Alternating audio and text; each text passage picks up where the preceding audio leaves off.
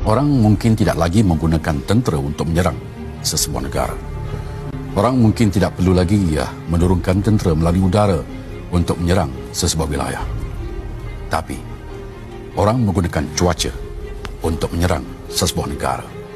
Meranapkan segala fasiliti, meranapkan segala makhluk yang berada di situ, dan yang paling istimewanya, menyerang sesebuah negara menggunakan senjata, dan pasti orang akan mengatakan bahawa dia adalah kerana sifat semula jadi alam.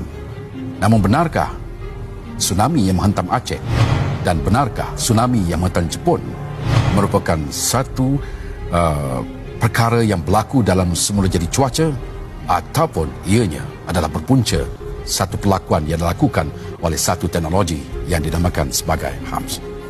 HAARP yang seperti yang telah pun kita katakan tadi merupakan satu projek rahsia yang digunakan oleh tentera udara Amerika Syarikat, tentera laut Amerika Syarikat dan beberapa buah universiti di Amerika dan letaknya di Alaska, dan salah satunya merupakan salah satu daripada senjata paling canggih yang digunakan oleh manusia pada hari ini, dan juga merupakan salah satu teknologi yang dikaitkan dengan Dajjal Al-Masih.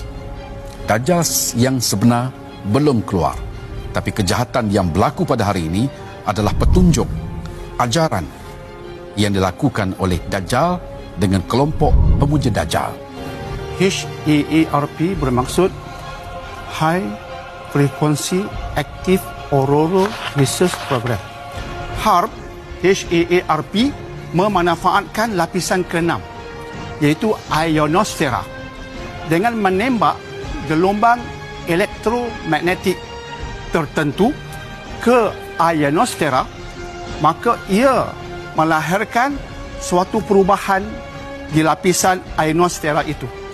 Perubahan itu akhirnya berpatah balik ke muka bumi dengan menggunakan teknologi, kemudian kesannya boleh mengubah cuaca.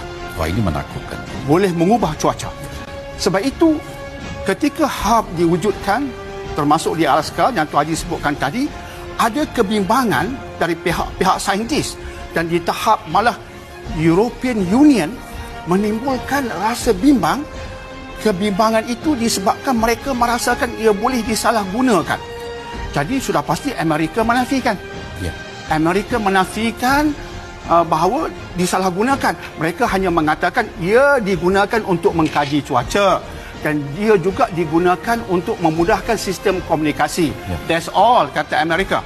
Tetapi bahagian penyiaran Kanada, CBC, History Channel dan European Union mengatakan tidak, there is something sinister about this. Ada benda yang tak kena tentang ini. Cuaca ini menjadi senjata. Negara itu I benci. I ubah cuaca berkaitan negara itu hingga lahirlah mungkin gempa bumi yang tak pernah berlaku untuk menghancurkan negara yang I benci itu. Mungkinkah itu boleh berlaku? Sistem HARP menunjukkan ia boleh berlaku seperti itu. Dan ini nak kita kaitkan dengan hadis Imam Muslim berkaitan Dajjal. Dajjal berdasarkan sabda Nabi SAW merupakan seorang yang terkutuk yang akan mengatakan kepada langit, wahai langit, turunlah hujan. Hujan pun turun. Wahai bumi, subuhlah kamu. Terus subuh.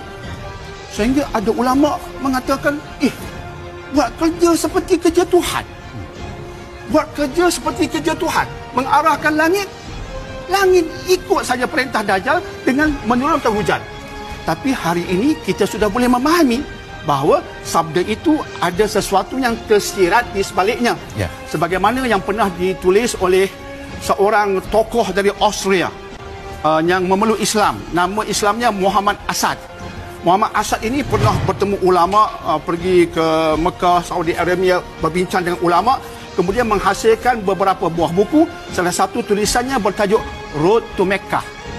Road to Mecca. Dan dia mengatakan dalam buku itu, Dajjal ini merupakan satu makhluk perosak yang dilaknati Allah yang menguasai teknologi. Jadi ditafsirkan hadis-hadis seumpama yang kita sebutkan tadi kepada penguasaan teknologi. Dan tidak mustahil, saya ulangi, tidak mustahil harb ini digunakan untuk menghancurkan negara-negara yang tidak selari dan sebulu dengan Dajjal, dan sekaligus dengan cara demikian Dajjal menguasai dunia. Dan Dajjal sudah pastinya tidak keseorangan, dia ada jemaahnya. Dan berdasarkan hadis sahih disebutkan antara orang yang akan menyokong antara jemaah Dajjal ialah Yahudi Isfahan. Jangan lupa tuan-tuan dan puan-puan, Nabi SAW mengatakan Dajjal datang dari timur. Dajjal ini datang dari timur. Hadisnya sahih. Dan Yahudi Isfahan juga dari timur, di samping wanita dan juga anak-anak luar nikah. Ini geng-geng Dajjal. Jadi Dajjal ada tim dia, dan tidak mustahil harb. Tak mustahil harb merupakan antara teknologi yang akan dimanfaatkan oleh Dajjal ataupun yang seumpamanya untuk menghancurkan dan menguasai bumi. Tidak mustahil. Dan cuaca dunia sedang berubah pada waktu ini, berubah dengan keadaan yang agak luar biasa. Tempat yang tidak pernah turun salji tapi boleh turun salji, tempat yang tidak dijangka berlakunya tsunami, terjadinya tsunami. Apakah ini merupakan satu petanda bahawa dunia telah pun akhir zaman dan teknologi Dajjal telah mencapai ke tahap kemuncaknya?